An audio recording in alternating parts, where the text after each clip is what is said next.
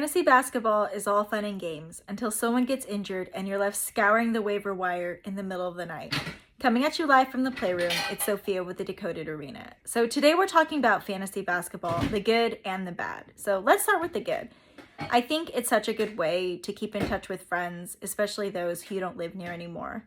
I also think it forces you to learn a lot about the league as a whole. We're only shown so many games, and often they're big market teams like the Knicks or the Lakers, and it forces you to learn about players who you had no idea about, players you didn't even know you wanted to know about.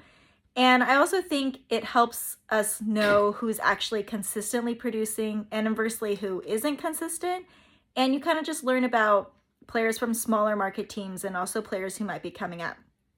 So on the flip side, the negatives of fantasy, I think, are it really flattens players. Like, for example, I drafted AD first, and then as the second year I did too, and he was injured both years, and it just left such a bad taste in my mouth that honestly, I haven't been able to look at Anthony Davis the same again. Even though logically I know he's still such a valuable piece and such a really good player, and that's actually really unfortunate that he's been plagued with injuries. But when you're playing fantasy, you're like, you're useless to me, you scored nothing, and I never want to draft you again.